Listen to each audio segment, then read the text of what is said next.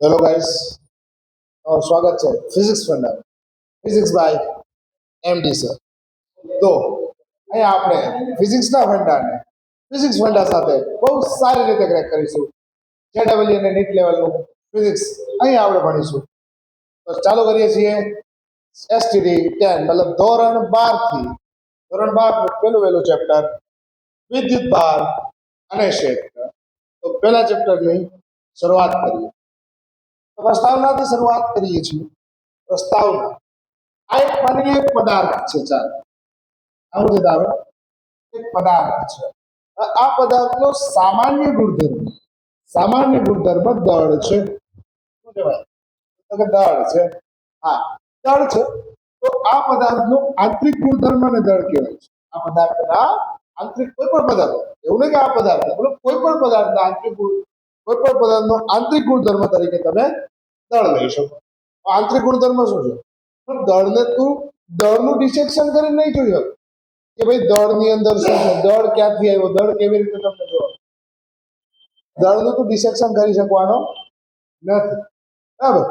એવી જ રીતે જેવી રીતે દળ કોઈ પણ પદાર્થની મૂળભૂત રાશિ કહી શકાય. મૂળભૂત રાશિ અથવા એમ કહી શકાય કે મૂળભૂત આંતરિક ગુણધર્મ અથવા મૂળભૂત ગુણધર્મ. બરાબર? તો જેવી રીતે બરાબર એની ઓબ્જેક્ટ હેવ માસ. કોઈ પણ પદાર્થમાં માસ હોય છે. માસ વગરનો ઓબ્જેક્ટ નથી, ઓબ્જેક્ટ વગરનો માસ નથી. સોધર વાત છે ને. ચાલ, આના પછી તમે એમ કહી શકો કે કોઈ પણ પદાર્થનો આંતરિક ગુણધર્મ વિદ્યુત ભાર પણ છે. કોઈ પણ પદાર્થનો આંતરિક ગુણધર્મ વિદ્યુત ભાર પણ છે. જેવી રીતે દળ છે. દળ ક્યાંથી આવ્યો, હુકામ આવ્યો, હુકામ દળ છે. નથી ખબર? દળ છે. દળને દળ તરીકે ગણવો જ પડે. હા, એ જે આપણે ઘણી બધી જગ્યાએ જડત્વ વિશે ચર્ચા કરીએ છીએ. દળ જેટલું જડત્વ હોય છે પદાર્થ પાસે, એ અલગ વાત છે. બટ દળ કેવી રીતે બને, દળ ક્યાંથી ઉત્પન્ન થાય છે, દળ શું છે, એની કોઈ ચર્ચા તમે કરી શકતા નથી. હવે ભૌતિક વિજ્ઞાનમાં વિદ્યુત ભાર ક્યાંથી આવ્યો, શું કામે છે, શું કામે ઇલેક્ટ્રોન કે પ્રોટોન પાસે ચાર્જીસ હોય છે, એની કોઈ ચર્ચા તમે કરી શકવાના નથી. એ હોય છે, બસ એટલી ખબર. પદાર્થ પોતે વિદ્યુત ભારની દ્રષ્ટિએ કેવો હોય છે? હંમેશા તટસ્થ હોય છે. પદાર્થ વિદ્યુત ભારની દ્રષ્ટિએ હંમેશા માટે તટસ્થ રહેવાનો. બરાબર? એ ન્યુટ્રલ રહેવાનો. ના એની પાસે વધારે પ્રોટોન હશે, ના એની પાસે વધારે ઇલેક્ટ્રોન હશે. કારણ કે કોઈ પણ પદાર્થ પાસે કોઈ પણ પદાર્થ એક વસ્તુ સમજવું, કોઈ પણ પદાર્થ છે ને એ કેનો બન્યો? સર પરમાણુનો બન્યો છે. સાહેબ વાત બરાબર છે. પરમાણુનો બન્યો છે. પરમાણુનો બન્યો હોય તો પરમાણુમાં બે વસ્તુ છે, એક ઇલેક્ટ્રોન છે અને એક પ્રોટોન છે. જે બે વસ્તુ ચાર્જ કેરી કરે છે. બરાબર? ન્યુટ્રોન્સ પણ છે, પણ ન્યુટ્રોન્સ ચાર્જ કેરી કરતા નથી. પ્રોટોન અને ઇલેક્ટ્રોન આ બેનો વીજભાર પણ સમાન છે. એટલે નોર્મલી હંમેશા કેવો હોય છે? તટસ્થ હોય છે કોઈ પણ પદાર્થ. વિદ્યુતભાર બે પ્રકારના હોય છે, ધન વિદ્યુતભાર અને ઋણ વિદ્યુતભાર. ધન વિદ્યુતભાર તરીકે તમે ઇલેક્ટ્રોનને લેશો, ધન વિદ્યુતભાર તરીકે તમે પ્રોટોનને લેશો અને ઋણ વિદ્યુતભાર તરીકે તમે ઇલેક્ટ્રોનને લેશો. અહીંયા મેં એક પદાર્થ દોર્યો છે જેમાં 6 પોઝિટિવ અને 6 નેગેટિવ વીજભાર છે. બરાબર? 6 પોઝિટિવ અને 6 નેગેટિવ વીજભાર છે. ટોટલ આ પદાર્થનો વીજભાર 0 થશે. 0 એટલે આ પદાર્થ તટસ્થ છે. આની પાસે નથી ધન વિદ્યુતભાર, નથી ઋણ વિદ્યુતભાર. સમજાય છે? ચાલ તો જોઈ લે એક વાર. બરાબર? ચાલ જવા દઉં છું, આગળ વધીએ.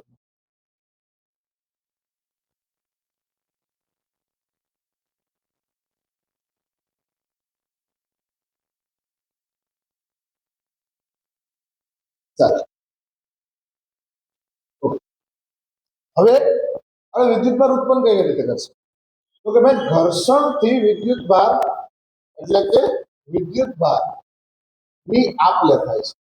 ઘર્ષણના કારણે વિદ્યુતભારની શું થાય છે? આપ-લે થાય છે. અહીંયા મેં લીધો છે કાચનો સળિયો લીધો છે અને ફર લીધો છે. કાચનો સળિયો લીધો છે અને ફર લીધો છે. બરાબર? કાચનો સળિયો છે એ શરૂઆતમાં ઘર્ષણ કરવાનું છે. શરૂઆતમાં બેમાંથી બે કેવા છે? તટસ્થ છે. બે કેવા છે? તટસ્થ છે. એટલે લખી શકું તટસ્થ છે. નથી કોઈ પાસે ઋણ વિદ્યુતભાર, નથી કોઈ પાસે ધન વિદ્યુત. ચાલ આગળ વાત જો ભાઈ ઘર્ષણ બાદ ઘર્ષણ થઈ જાય પછી જેમ કે અહીંયા તને ફર જોવા મળે છે. ફર એ માઇનસ એટલે ઋણ વિદ્યુત ભાર કેરી કર્યો, બરાબર. ફર કેવું બન્યું? ઋણ વિદ્યુત ભાર જ બન્યું. જ્યારે કાચનો સળિયો છે ધન વિદ્યુત ભાર જ બન્યું. હજી એક વાત હંમેશા યાદ રાખજે, ઇલેક્ટ્રોન મૂવ કરી શકે. ઇલેક્ટ્રોન મૂવ કરી શકે, મૂવ કરી શકતા, પ્રોટોન મૂવ કરી શકતો નથી. કારણ કે પ્રોટોન છે ન્યુક્લિયસમાં હલવાયેલો છે. પ્રોટોન છે ક્યાં હલવાયેલો છે? ન્યુક્લિયસમાં હલવાયેલો. ન્યુક્લિયસમાં તેને કાઢવો એમાં જ કે ન્યુક્લિયર બળને તોડવા જેવી વાત છે. અને પ્રબળ છે કે નિર્બળ છે કે સારું છે, ધારો નથી ખબર, બરાબર. કેવું ત્યાં બળ લાગે છે, એમાં કેટલો ફોર્સ આપવાથી એ બળ તૂટી જશે, બરાબર, નથી ખબર. તો સિમ્પલી એમાં જ પ્રોટોનને આપણે મૂવ નથી કરી શકતા, ઇલેક્ટ્રોનને આપણે હંમેશા મૂવ કરાવી શકીએ, બરાબર. એટલે હંમેશા યાદ રાખજે કોઈ પણ પદાર્થમાંથી ઇલેક્ટ્રોન મૂવ થશે એક જગ્યાએથી બીજી જગ્યાએ, કોણ થશે?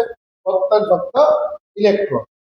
કોઈથી હા ઇલેક્ટ્રોન જવાના કારણે કોઈ પદાર્થમાં ધન વિદ્યુત ભાર આવી જાય છે, પછી ધન વિદ્યુત ભાર એક જગ્યાએ બીજી જગ્યાએ થતો નથી. ચાલ આગળ જોઈએ ધન વિદ્યુત ભાર કોણ થાય છે? તો કે કાચનો સળિયો. કાચનો સળિયો, બરાબર. અને ઋણ વિદ્યુત ભાર થશે પર. બીજી વાત ચાલ કરીએ છે. ચાલ બીજી વાત સમજજે કે આયે જેટલા ઇલેક્ટ્રોન ગુમાવ્યા હશે, આ ભાઈએ જેટલા ઇલેક્ટ્રોન ગુમાવ્યા હશે એટલા જ ઇલેક્ટ્રોન આ લીધા છે. એટલા જ ઇલેક્ટ્રોન કોણે લીધા છે?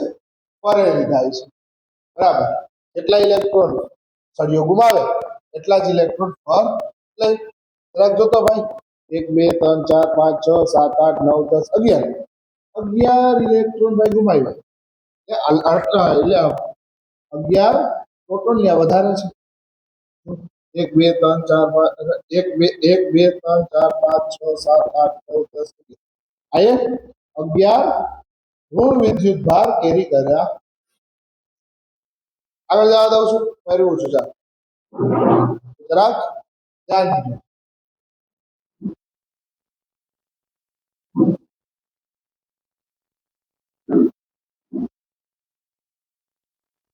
તો જો ચાલ હવે વાત કરવી છે. ચલો તને એ ચર્ચા કરતી હતી કે ભાઈ વિદ્યુત ભાર શું છે? વિદ્યુત ભાર આંતરિક ગુણધર્મ છે પદાર્થનો, બરાબર.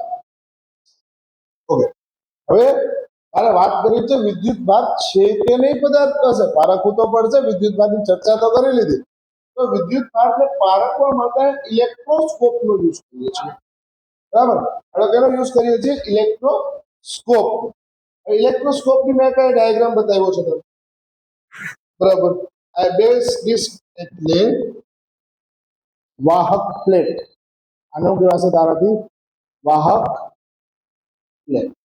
આ છે તારી વાહક. આને હવા ચુસ્ત ગુજ કહેવાશે. હવા ચુસ્ત ગુજ, બરાબર. કાચની બોટલ છે, બરાબર. ગોલ્ડ લીફ, સોનાનું વર્ક,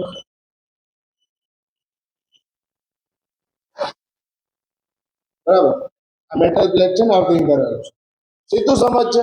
જોજો આપણે જે હમણાં કાચનો સળિયો જે ધન વીજ ભારિત કર્યો એ કાચના સળિયાને અહીંયા આ પ્લેટમાં અડાડી શું થશે? તો પ્લેટમાં રહેલા ઋણ ઇલેક્ટ્રોન્સ મતલબ ઋણ વીજભાર કાચના સળિયામાં વયા જાય. તો કાચના સળિયામાં ઋણ વીજભાર વયો ગયો તો આ પ્લેટ ઉપર તો ધન વીજભાર આવ્યો ને. અહીં પ્લેટમાં ધન વીજભાર આવે છે તો નીચેથી ધન વીજભાર ખેંચશે. શું ખેંચશે? નીચેથી ધન મતલબ ઋણ વીજભાર ખેંચશે અને જે ધન વીજભાર છે નીચે નીચે નીચે પ્રસરતો. અને અહીંયા આ પ્લેટમાં જે બે ગોલ્ડ લીફ છે મતલબ સોનાના જે વર્ક છે એ બેમાં સમાન રીતે વિતરિત થઈ જશે. ક્યાં થઈ ગયા? સમાન રીતે વિતરિત થઈ જશે. જો સમાન રીતે વિતરિત થઈ ગયા એટલે જો શું થશે? અપાકર્ષણ થશે. શું થશે? અપાકર્ષણ. શું કામ અપાકર્ષણ થશે? તો ભાઈ આ પણ ક્યાંક ને ક્યાંક મેગ્નેટ જેવું કામ કરે છે. મેગ્નેટમાં શું હોય છે? સમાન ધ્રુવો અપાકર્ષે, વિસમાન ધ્રુવો આકર્ષે. અહીંયા પણ સમાન, મતલબ અહીંયા પણ પોઝિટિવ ચાર્જ છે, અહીંયા પણ પોઝિટિવ ચાર્જ છે, એટલે આ બે અપાકર્ષણ અનુભવશે. અનુભવશે, અપાકર્ષણ અનુભવશે. ચાલો, એ જે કઈ વાત લખી છે મહત્વની છે. કોઈ પણ પદાર્થ તટસ્થ થવા માટે પ્રયત્ન કરતો હોય છે, હંમેશા યાદ રાખજો. બરાબર? તો ગમે એ પદાર્થને માની લો એમાં કે વિદ્યુત ભારિત પદાર્થ છે, એ તારા હાથમાં પડે છે ને બેટા, તો પણ એ તટસ્થ થઈ જાય. હા, વિદ્યુત ભારિત પદાર્થને તારે હંમેશા એવા પદાર્થથી અડકવું પડશે જે પદાર્થ ડાઇલેક્ટ્રિક મટીરિયલથી બન્યો હોય, જેમાંથી વિદ્યુત પ્રવાહ અથવા વિદ્યુત ભાર પસાર થઈ શકતો નથી. ચાલો આગળ વધીએ. આ વાત સમજાણી બેટા? તો હવે ચર્ચા કરીએ આગળ. ઓકે, આપણે જેટલી ચર્ચા કરી છે એને પ્રશ્ન મેં તૈયાર કર્યો છે. જો વિદ્યુત ભાર સમજાવો. વિદ્યુત ભાર સમજાવવામાં શું છે? તો કે પદાર્થના આંતરિક ગુણધર્મને વિદ્યુત ભાર કહે છે. પદાર્થનો જે આંતરિક ગુણધર્મ છે એ જ પદાર્થ માટે વિદ્યુત ભાર છે. જેવી રીતે પદાર્થનો આંતરિક ગુણધર્મ દળ છે, પદ છે, બરાબર, આ પદાર્થના આંતરિક ગુણધર્મમાં આવે, એવી રીતે વિદ્યુત ભાર પણ પદાર્થના આંતરિક ગુણધર્મ. ચાલ આગળ. બરાબર? તો વિદ્યુત ભાર બે પ્રકારના હોય છે. કેટલી પ્રકારના હોય છે? બે પ્રકારના બેટા. બરાબર? એક છે ધન વિદ્યુત, એક છે ઋણ વિદ્યુત. ધન વિદ્યુત ભાર પ્રોટોન વડે બતાડવામાં આવે છે, મતલબ પ્રોટોન કહેવાય છે ધન વિદ્યુત ભારને. ઋણ વિદ્યુત ભારને ઇલેક્ટ્રોન. પ્રોટોનનો વિદ્યુત ભાર કેટલો છે? +1.6 × 10⁻⁹ કુલમ. બરાબર? અને ઇલેક્ટ્રોનનો કેટલો છે? 1.6 × 10⁻⁹ કુલમ. બરાબર? હવે વિદ્યુત ભારનો જે એકમ છે, વિદ્યુત ભારનો એકમ છે બેટા, એ છે કુલમ. શું છે? કુલમ છે. બરાબર? આગળ ચર્ચા કરીએ શું કામ એનું નામ કુલમ જ રાખવામાં આવ્યું છે. બરાબર? આ હકીકતમાં એવું છે કે જે વિદ્યુતીય બળ છે એ ગોતવા વાળો આપણો કુલમ હતો. બરાબર? એના કારણે વિદ્યુત ભાર જે છે એનો એકમ જે છે આપણે કુલમ રાખ્યો છે. જેવી રીતે તમે યાદ કરો, ફોર્સ કોને કેલ્ક્યુલેટ કર્યો હતો? તો ફોર્સ કેલ્ક્યુલેટ કર્યો તો ન્યૂટને. ફોર્સને આપણે એના વડે મતલબ ફોર્સનો એકમ શું છે અત્યારે? ન્યૂટન છે. એવી રીતે કુલમે વિદ્યુતીય બળની ચર્ચા કરી હતી અને વિદ્યુત ભાર વિશે સમજાવ્યું હતું. તો વિદ્યુત ભારનો એકમ આપણે કુલમ રાખ્યો છે. તો કે જો વિદ્યુત ભારને સ્મોલ ક્યુ અથવા કેપિટલ ક્યુ વડે બતાવવામાં આવે છે. યસ, વિદ્યુત ભારને આપણે હંમેશા કેના વડે બતાવશું? આ તો સ્મોલ ક્યુ વડે બતાવશું, આ તો કેપિટલ ક્યુ વડે બતાવશું. બરાબર? બે પદાર્થને ઘસવાના લીધે એક ઋણ વિદ્યુત ભાર એક પદાર્થમાંથી બીજા પદાર્થમાં કેરી કરે. માની લે કે જો આ તું કર, આમ કર, તતડ તતડ તતડ તતડ તતડ. બરાબર? આ ગીત છે ને આપણે મસ્ત, તતડ તતડ તતડ. તો એવી રીતે આ પ્લાસ્ટિકનો સળિયો તું સમજી છે. બરાબર? આ પ્લાસ્ટિકના સળિયાને જો ઘસવામાં આવે વાળ સાથે, વાળને ફર તરીકે સમજી શકીએ. વાળ સાથે ઘસવામાં આવે તો શું થશે? આ ઋણ વિદ્યુત ભારિત થશે. બરાબર? તો શું થયું? તો કે વાળે ઇલેક્ટ્રોન ગુમાવ્યા. કેમાં આવ્યા? પ્લાસ્ટિકના સળિયા. એક પદાર્થ ઇલેક્ટ્રોન, વાળે કેટલા ઇલેક્ટ્રોન ગુમાવ્યા? એટલા પ્લાસ્ટિકના સળિયામાં આવ્યા યાર. સિમ્પલ. બરાબર? તો એમાં એ જ કીધું છે કે જેટલો પદાર્થ, એક પદાર્થ જેટલો ઋણ વિદ્યુત ગુમાવે એટલો જ બીજા પદાર્થમાં થાય. યસ, સાચી વાત છે. આગળ જો જે પદાર્થ ઋણ વિદ્યુત ભાર, જે પદાર્થમાં ઋણ વિદ્યુત ભાર જાય છે તે પદાર્થ ઋણ વિદ્યુત ભાર ભારિત આવે, ભારિત બને છે. બરાબર? અને જે પદાર્થમાંથી ઇલેક્ટ્રોન દૂર થાય છે એ ધન વીજ ભારિત. આગળ ચર્ચા જોજો. બરાબર? હવે જો આ સમજજો. બરાબર? બે ધન વીજ ભારો છે, તો ધન વીજ ભારિત પદાર્થો રાખે. તો આ જે છે આ કાચનો સળિયો એ આમ જવા માટે પ્રયત્ન કરે છે, મતલબ આ પદાર્થથી દૂર જવા માટે પ્રયત્ન. બરાબર? જ્યારે સમાન ચાર્જીસ હોય ત્યારે અપાકર્ષણ થાય. શું થાય? અપાકર્ષણ થાય. યાદ રાખજો. બરાબર. અને જ્યારે સમાન વીજભારો હોય ત્યારે થાય આકર્ષણ, ત્યારે થશે આકર્ષણ. બરાબર. જે ચર્ચા મેં અહીંયા લખી છે. અસમાન વીજભારો વચ્ચે આકર્ષણ થાય છે, સમાન વીજભારો વચ્ચે આકર્ષણ. બરાબર. બે પ્રશ્ન સમજાવવા બેટા. ચાલ આગળ વધીએ. હા, ઓકે. મસ્ત ટોપિક આવ્યો છે આયનીકરણ ઉર્જા. આઈ થિંક છે ને આ ટોપિક ક્યાંક ને ક્યાંક ક્યાં જોયો હશે ખબર છે? કેમેસ્ટ્રીમાં જોયો હશે. આયનીકરણ ઉર્જાનો ટોપિક છે ને કેમિસ્ટ્રીમાં આવે છે. કેમિસ્ટ્રી સરખું ભણ્યું હોય છે. આયનીકરણ ઉર્જા એટલે અમુક ઓછામાં ઓછી ઉર્જા આપવાથી પદાર્થમાંથી ઇલેક્ટ્રોન એટલે ઋણ વીજભાર એટલે કે ઇલેક્ટ્રોન, ઋણ વિદ્યુત ભાર એટલે કે ઇલેક્ટ્રોન નોરાના બહાર નીકળી જાય ને આયનીકરણ ઉર્જા.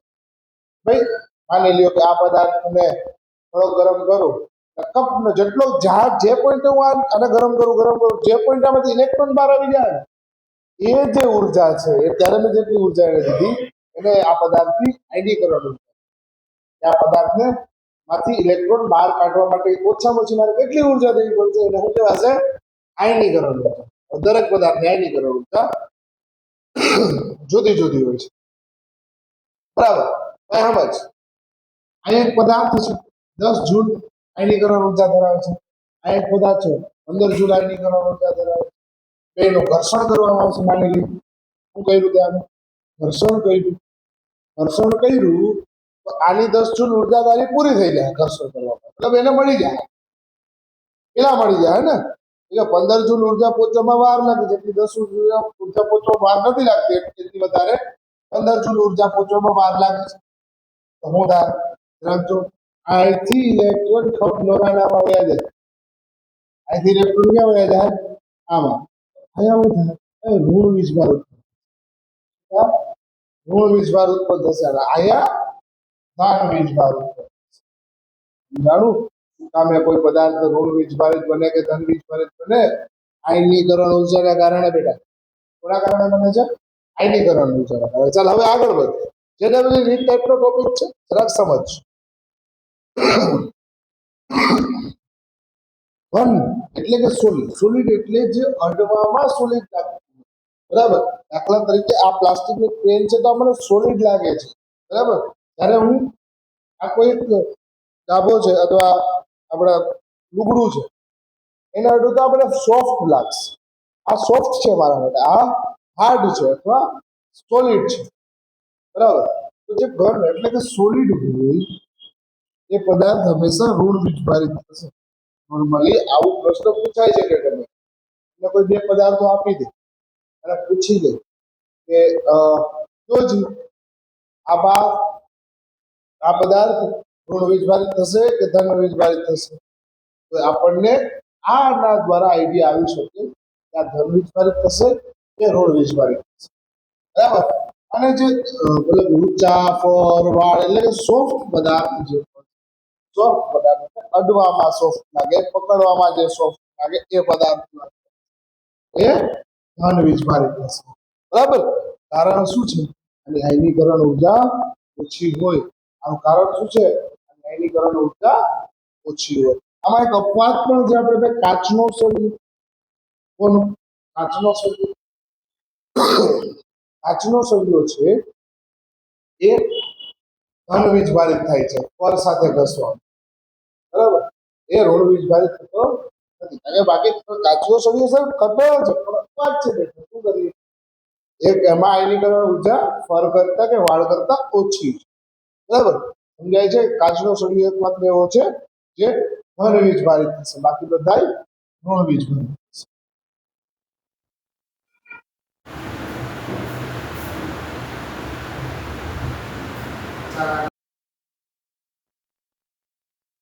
તો યાદ રાખજો શું તો કે વાહક અને અવાહકની વાત કરો છો. આમાં ક્વેશ્ચન્સ આ ખાસ કરીને આવા ક્વેશ્ચન્સ તને ગુજકેટ લેવલે પૂછવાની જોવા મળવાની શક્યતા વધુ છે. ગુજકેટ લેવલ. બરાબર. શું કામ આવી વાત કરું છું? તો ગુજકેટમાં આવા ક્વેશ્ચન્સ બેઝિક્સ ક્વેશ્ચન જે થિયરીને લગતા છે એવા પૂછાય છે વધારે, બરાબર. હા, નીટ ને જેડબલ્યુ લેવલે થોડુંક કામનું છે, બરાબર, પણ ગુજસેટ અથવા બોર્ડ માટે વધારે કામનું છે. તો જરાક જો વાહકમાં એક વાત કરીએ છીએ કે વાહકો માટે કોઈ પદાર્થ તટસ્થ છે, ઘર્ષણ કર્યું, તો હવે એમાં બે પદાર્થો અલગ અલગ છે. એક પદાર્થ ઋણ વીજભારિત થાય છે, એક પદાર્થ ધન વીજભારિત થાય છે. પણ આમાં શું થશે બેટા, જરાક જો જે વધારાનો વીજભાર બહારથી આવ્યો, બરાબર, જે પણ વધારાનો વીજભાર બહારથી આવે છે, બરાબર, એમાં શું થશે કે વધારાના વીજભારમાં એ આખી સપાટીમાં સમાન રીતે વિતરિત થશે. મતલબ માની લે કે આમાં 10 ઇલેક્ટ્રોન આવ્યા હોય તો 10 ઇલેક્ટ્રોન આખી સપાટીને કવર કરશે, કે જ્યાં મૂક્યા ત્યાં નહીં રહે. પણ આ પદાર્થ વાહક નથી, એટલે આને માની લો કે આયા વીજભાર મૂકવામાં આવે તો આ વીજભાર નહીં, બરાબર. ચર્ચા કરીએ વાહકની. આમાં આ પોઈન્ટ યાદ રાખવા જેવું છે કે વધારાનો જે પણ વીજભાર આવશે એ તમામે તમામ વીજભાર આખી સપાટીમાં સમાન રીતે વિતરિત થઈ જશે. આગળ જરાક જો બેટા, ઓકે, અવાહકમાં વાત કરીએ છીએ. અવાહકમાં ઘર્ષણ બાદ મેં આ જો જે વિદ્યુત ભાર છે ને એ પણ એને ઉપર પ્રમાણિત ઉપર આવ્યો છે, બરાબર. મતલબ જ્યારે જ્યાં મૂકવું એટલે આયા મૂકવું બીટકો કે વીજભાર એ ધ્યાન ત્યાં રહેશે, એ આડાવડો થશે નહીં. મતલબ ધ્યાન ત્યાં માની લો કે આ બધાને હું ઘસું, બરાબર, આમાં વીજભારિત થાય, જ્યાં માની લે આયા વીજભારિત થયો તો આયન ઇલેક્ટ્રોન કે જે પોઝિટિવ ચાર્જ છે કે નેગેટિવ ચાર્જ છે તે આયન રહેશે, આખી સપાટીમાં વિતરિત થશે નહીં. સમજાય છે? હવે આપણે અહીંથી આગળ વધીએ, બરાબર.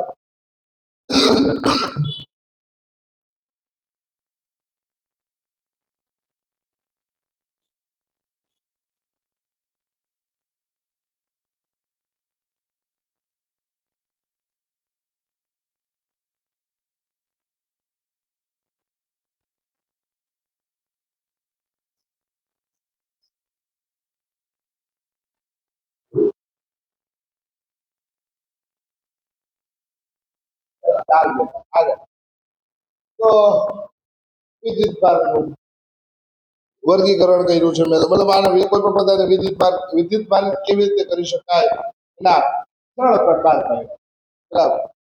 ઘર્ષણ કર્યું હતું ને એ હો. હા, ચાલ આગળ પ્રેરણની વાત કરીએ. ભાઈ આ પ્રેરણ છે ને એ એવી વસ્તુ છે, મતલબ જાદુ. આને હું નામ આપીશ જાદુ. શું કામ જાદુ આપીશ? પ્રેરણ ભૂત પ્રેત વાળી વસ્તુ છે, હોય નહીં આવી જાય. વિદ્યુત ભાર કઈથી લાવ, કોઈ વિદ્યુત ભારિત પદાર્થને ડગાડવાનો નહીં, કઈ કરવાનો નહીં, તે છતાંય વિદ્યુત ભારિત પદાર્થ થઈ જાય એને તો કેવાય પ્રેરણ. જાદુ છે ભાઈ, જાદુ. ચાલ, ઘર્ષણની રીત આપણે મોસ્ટ ઓફલી જોઈ લીધી છે, બરાબર. ઘર્ષણની રીત આપણે ડીપમાં નહીં જોઈ, ઘર્ષણ આપણે પહેલા આવી ગયું. હવે વાત કરશું આપણે જાદુ, બરાબર, મતલબ પ્રેરણ ભૂત પ્રેત વાળી વસ્તુ છે. ચાલ જોઈએ, બરાબર. તો પ્રેરણને જરાક સમજવાનો પ્રયત્ન કરીએ. તો જરાક જોઈએ. ચાલ, તો પ્રેરણના હું તને 4-5 કિસ્સા સમજાવું, બરાબર. પેલો કેસ નંબર 1 થી ચર્ચા કરીએ. કેસ નંબર 1 થી ચર્ચા કરો. તો માની લે કે ભાઈ હું એક ગોળો લઈને આવું, આ ગોળાને સ્ટેન્ડ ઉપર મૂકી દઈએ આપણે. હા, વાત છે. વાહ મિલન સાહેબ, વાહ તમારી ડ્રોઈંગ, વાહ, બરાબર. તટસ્થ, આ ગોળો તટસ્થ છે. કેવો છે ગોળો છે? તટસ્થ છે. અને આની બાજુમાં એક એવો સળિયો મૂકવું જે ઋણ વીજભારિત. સમજાઈ ગયું? તમે આ ઋણ વીજભારિત સળિયાને અટકાવવા માંગો છો, અમે અડાડવા દેશું નહીં. મારે અડાડવું નથી ભાઈ, કઈ નહીં તને અડાડવા દેતો. ચાલ, આ ઋણ વીજભારિત સળિયો કરશે શું? સર અહીંયા જે ઋણ વીજભાર છે ને અપાકર્ષણ કરશે, એટલે ઋણ વીજભાર સામેની બાજુ એક્ઝેક્ટલી સાચું છે, બરાબર. ભાઈ આયા ધન વીજભાર આ છેડામાં ધન વીજભાર ઉત્પન્ન થશે, આયા આ છેડામાં ઋણ વીજભાર ઉત્પન્ન થશે. થયું એવું ને જાદુ, કારણ કે હતું નહીં વીજભાર ક્યાં હતો, ક્યાંય નતો. બરાબર, એ છતાં લાવી દીધો. હવે એક કામ કર બેટા, આમાં શું કરજે કે તું છે ને આમાંથી હવે આમાં છે ને અર્થિંગ કર, અર્થિંગ કરી દે. આપણે અર્થિંગ કરી લે જરાક જોજે. આ અર્થિંગ કરી દીધું, આ અર્થિંગ કરી દીધું, અર્થિંગ કરી દીધું. અર્થિંગ કરી દીધું ને એટલે ઇલેક્ટ્રોન ધોયડા જાય, ઇલેક્ટ્રોન જાય ધોયડા. બરાબર, જેવી રીતે કૂતરું વાય થયું ને આપણે ધોયડા જાય શૂટ કરી થઈ જાય. બરાબર, તો એવી રીતે અહીંયા ઇલેક્ટ્રોન શૂટ થઈ જાય, કારણ કે ઇલેક્ટ્રોન ની એક ખાસિયત છે શું ખબર હે, એને રસ્તો દેખાય તો હરકી જ લે. બેસ્ટ કામ આ મને ખબર. બરાબર, જેવો રસ્તો દેખાય શું કરતો નીકળી જાય. બરાબર, એટલે અહીંથી ઇલેક્ટ્રોન સીધા માંથી થઈને સીધા નીકળે. એટલે પછી માની લે કે આ છે અર્થિંગ એ હટાડી દે. બરાબર, અર્થિંગ હટાડો અને આ સળીઓ પણ હટાડી દે. તો આજે ધન વીજભાર હતો એ આખે આખા ગોળામાં સમાન રીતે વિતરિત થઈ જાય. આ બધો તારો કેસ નંબર લો. આમાંથી ક્વેશ્ચન કેવા આ કિસ્સો તને પૂછવામાં આવે અને તને પૂછે કે નીચેમાંથી વિધાન શું સાચું, તો તું કહી શકે. બરાબર, પણ સળિયામાં ફેરફાર આવી શકે છે. બરાબર, આમાં અરે થોડી ઘણી તને ટકાવારી આપી દે ભાઈ, સળિયાના 20% વીજભાર ઓલામાં વયા, મતલબ સળિયા કરતા 20% વીજભાર એફિશિયન્સીની વાત કરીએ. સળિયાનો જે છે 100% એની 20% એફિશિયન્સીનો વીજભાર ગોળા ઉપર આવે છે. તારે ન્યા ચોકસાઈ સમજવી પડે, એ થોડુંક આપણે સમજવું પડે. એ છે કે આવો કે આવી રીતે તું પદાર્થમાં ધન વીજભાર ઉત્પન્ન કરી શકે છે. કેસ નંબર 2 ની ચર્ચા કરીએ. તારે માફ કરજો બેટા, આજે થોડી તબિયત થોડી ખરાબ છે. બરાબર, તો થોડું સમજો. તો ચાલ એક કામ કરું, હું 2 ગોળા લઉં આવું. બાબા સાહેબ એકની જગ્યાએ 2 કરીએ એવા આપણે ઘરની ફેક્ટરીઓ, આપણે ગોળાની ઘરની ફેક્ટરી છે, જેટલા જોઈએ એટલા. એ આવા સ્ટેન્ડના ગોળા, સ્ટેન્ડની ફેક્ટરી છે ઘરની, જોઈએ એટલા લઈ આવી શકીએ.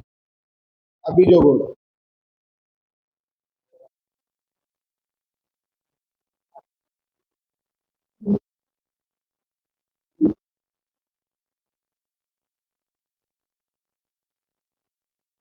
અને માની લો કે આને છે ને એક વાહક તાર વડે જોઈન્ટ કરવામાં આવે છે. આ છે વાહક. આમાંથી ક્વેશ્ચન કેવો બને જરાક જોજે, એવો ક્વેશ્ચન સમજાવે એવો ક્વેશ્ચન સમજજો. માની લે કે અહીંયા તારો આ એક સળિયો તું લઈને આવ્યો એટલે માઇનસ ચાર્જ વાળો લઈ, આમાં કેવા ચાર્જ છે, માઇનસ ચાર્જ છે. રેડી, આ માઇનસ ચાર્જ વાળો તું સળિયો લઈને આવ્યો તો સર તમને ખબર છે અહીંયા માઇનસ ચાર્જ છે અપાકર્ષણ. બરાબર છે બેટા, માઇનસ ચાર્જ છે એ અપાકર્ષણ થશે તો શું થશે, તારા સાથે પોઝિટિવ ચાર્જ આવે.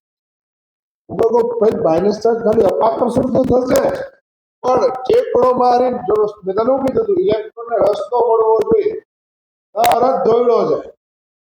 તો અહીંયા હું થાય વાહક તારમાંથી ઇલેક્ટ્રોન દોડીને અમે કાઢવા જાય. એ કે ના ના અમારે નહીં, અમારે છે તમારી પાસે તો રહેવું છે. અપાકર્ષણ થાય ને બેટા. પછી શું કરવામાં આવે, પછી આને છે ને આ તારને અલગ કરી દેવામાં આવે અને આ સળિયાને પણ હટાવી દેવામાં આવે. એટલે આવું થાય, આજે ધન વીજભાર છે આખે આખા સળિયામાં સમાન રીતે વિતરિત થઈ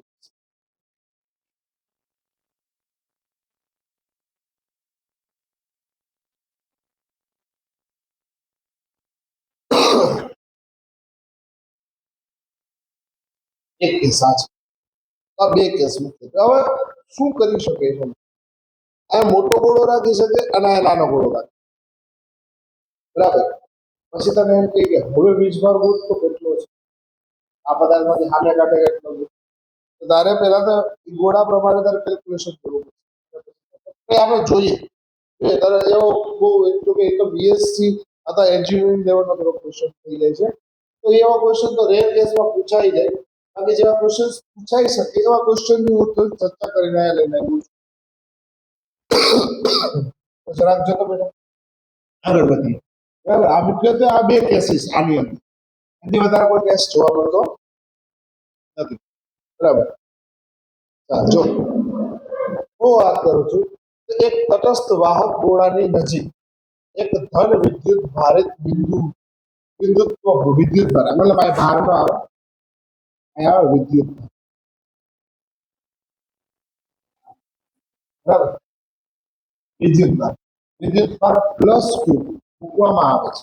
હવે જો ગોળાને ગ્રાઉન્ડિંગ એટલે આપણી ભાષામાં આપણે કહીએ છીએ ને અર્થિંગ કર્યું ના કરવા જો બેટા આ જરૂરી ઓબ્જેક્ટ ભૂલથી પોચામાં આંગળી આવી જાય એટલે પ્લગની જ વાત કરું છું.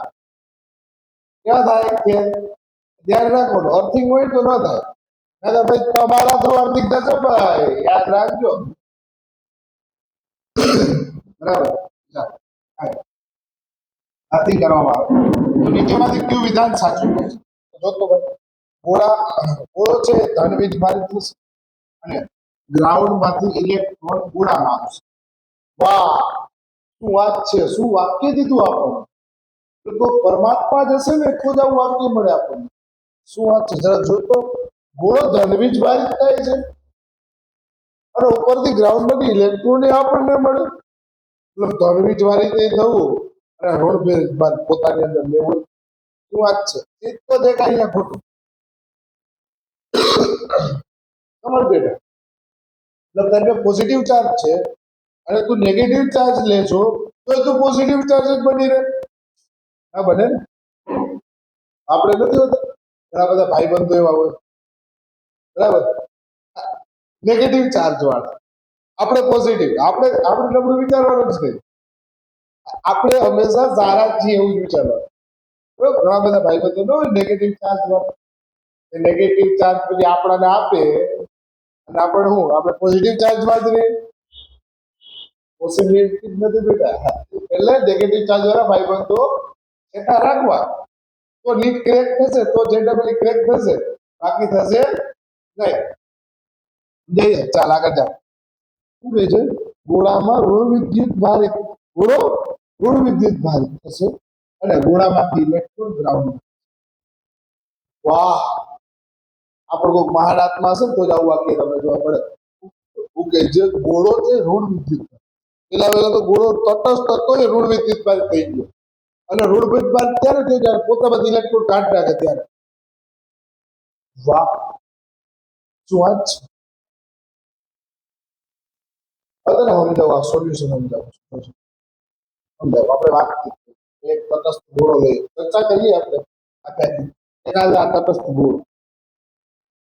એમ તને ખાલી બતાવ્યું MCQ માં વાક્ય છે ને ખાલી જગ્યા જેવા હોય છે.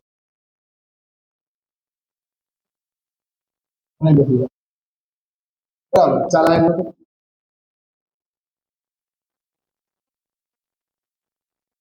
આ તારો એક સળિયો લીધો, સળિયો કેવો છે, it doesn't matter, બિંદુત્વ ચાર્જ લ્યો, આલા બિંદુત્વ ચાર્જ લ્યો, આલા બિંદુ આ પ્લસ ક્યુ છે ને, બરાબર, આ પ્લસ ક્યુ ના કારણે આ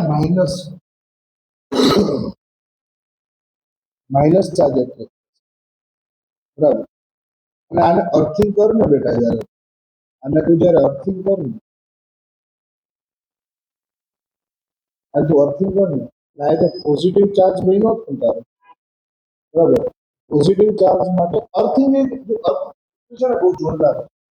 શું કામ ખબર, તને ઇલેક્ટ્રોનની ઘટ પડે ને તો એ ઇલેક્ટ્રોન આપે છે, જો તારે બે ઇલેક્ટ્રોન વધી જાય તો ઇલેક્ટ્રોન લઈએ. અર્થિંગ બહુ જોરદાર વસ્તુ છે. એમાં શું થશે, અહીંથી છે ને ઇલેક્ટ્રોન ટ્રાવેલ કરી અહીંયા સુધી પહોંચી જશે, બરાબર. ઇલેક્ટ્રોન અહીંયા ટ્રાવેલ કરશે અને અહીંયા પહોંચી જશે અને આ જેટલા પોઝિટિવ ચાર્જ છે એને ન્યુટ્રલાઇઝ કરી દેશે. મતલબ તટસ્થ, બરાબર. એટલે આમાં હવે ખાલી પછી કોણ વધશે તો કે ખાલી છે ઋણ વીજભાર જ વધશે, ધન વીજભાર તો નાશ થતો જાય. મતલબ સાચો જે જવાબ છે એ આ આવશે, સી.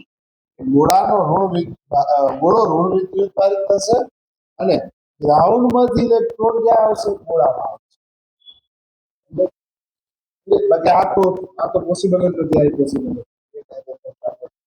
એ જ આન્સર હોવો જોઈએ. જરાક જો તો યસ, એ જ આન્સર છે. Answer is C. ચાલો હવે આગળ વધીએ.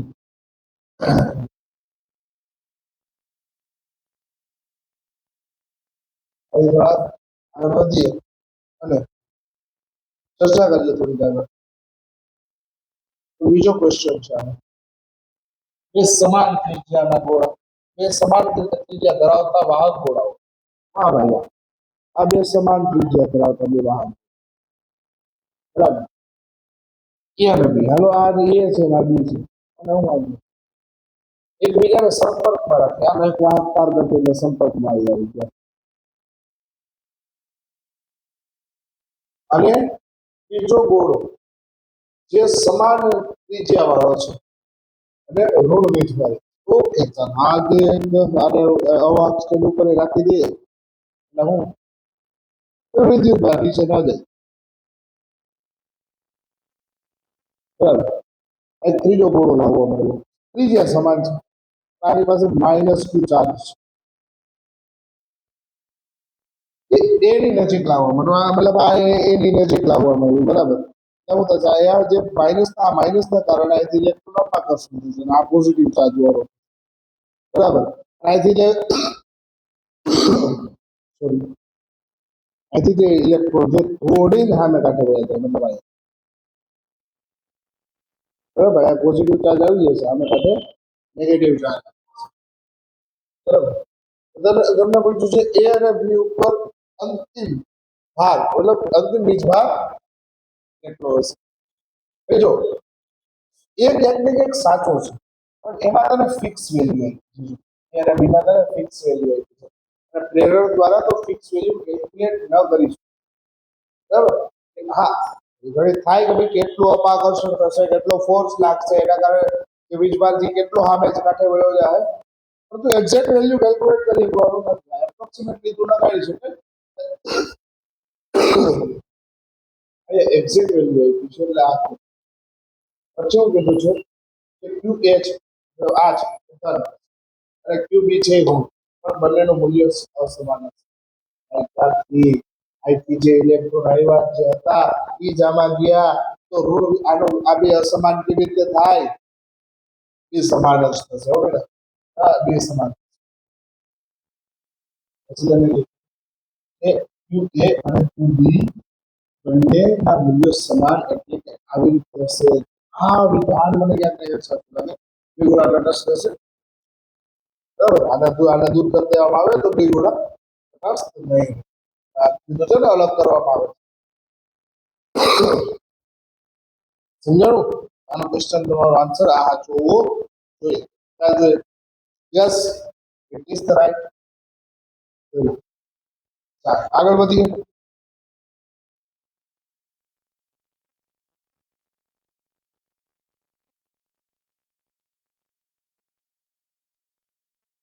ક્વેશ્ચન નંબર 3 શું આપ્યું છે, એક અલગ કરેલા વાહક ગોળા,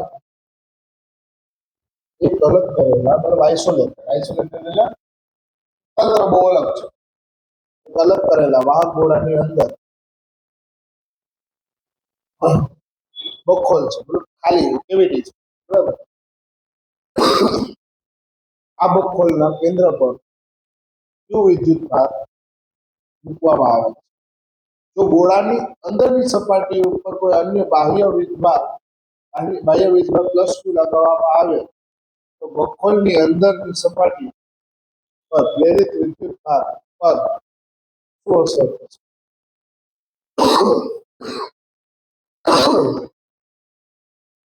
શું લાગે, પ્રેરિત વિદ્યુત ભાર બદલાશે, બરાબર. પ્રેરિત વિદ્યુત ભાર નું વિતરણ અસમાન થશે, પ્રેરિત વિદ્યુત ભાર માઇનસ ક્યુ જ રહેશે. એટલે આયા આપણે તને શું કીધું આ પ્લસ ક્યુ ની જગ્યાએ ક્વેશ્ચન માં ભૂલ છે. આ છે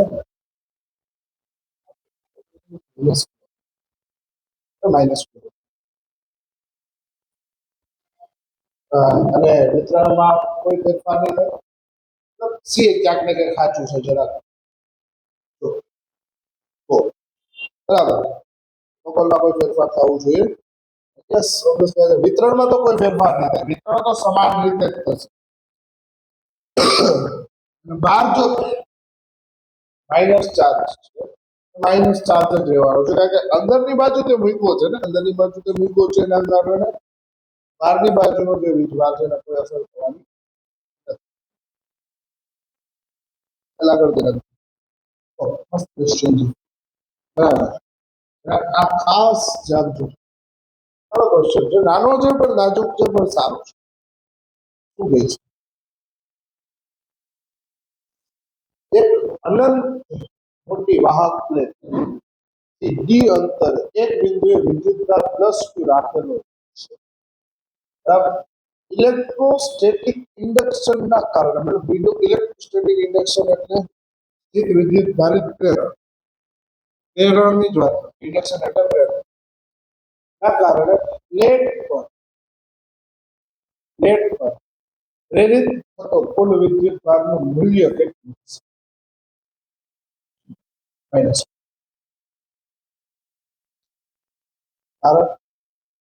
અનંત મોટી પ્લેટ છે. અનંત મોટી પ્લેટ છે એટલે યાદ રાખજે જ્યારે કોઈ વિદ્યુત ભાર ઉપર બળ લગાડતો હોય તો એ ઇન્ફાઇનાઇટ દૂરીએ પણ હોય તો પણ એ બળ લગાડશે અથવા આકર્ષણ કરશે. આ તને બળ વિશે નથી સમજાયું તો આકર્ષણ કે અપાકર્ષણ અનંત લંબાઈ સુધી કરી શકે. અનંત લંબાઈ હોય તેની કેપેસિટી જેટલી છે એટલે પ્લસ ક્યુ જેટલો છે એટલો જ માઇનસ ક્યુ આવશે. યાદ નહીં બરાબર પ્લસ ક્યુ જેટલો છે એટલો જ માઇનસ ક્યુ આવશે. આગળ થશે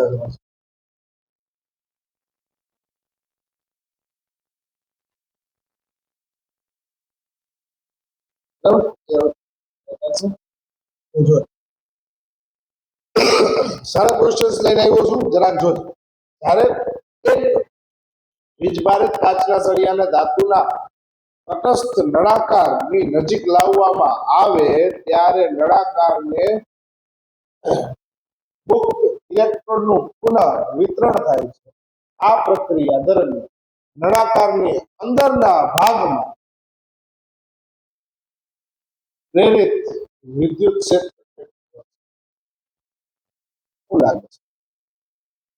હોય છે આ વિદ્યુત ક્ષેત્રની મેં ચર્ચા નથી કરી આનો હું જ આન્સર કહી દઉં છું. આનો આન્સર છે તમારો બી. બરાબર તો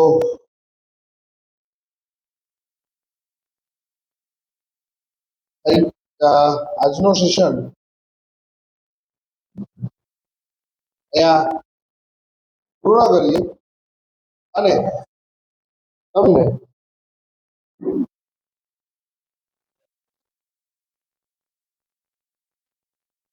નેક્સ્ટ લેક્ચરમાં જલ્દીથી જલ્દી મળવા માંગુ છું. ખાસ કરીને આ લેક્ચરને લાઈક શેર અને સબસ્ક્રાઇબ ચેનલને સબસ્ક્રાઇબ જરૂર કરજો. બરાબર નેક્સ્ટ લેક્ચર વિચારું છું કે લાઈવ લેક્ચર આવે. બરાબર ટ્રાય કરશું કે આપણે લાઈવ લેક્ચર લઈ શકીએ. આ તો રેકોર્ડેડ લેક્ચર છે. નેક્સ્ટ લેક્ચર આપણે લાઈવ લાવશું ટ્રાય કરીશું. બરાબર so thank you all of you આ બધી વિડીયો જોવા માટે.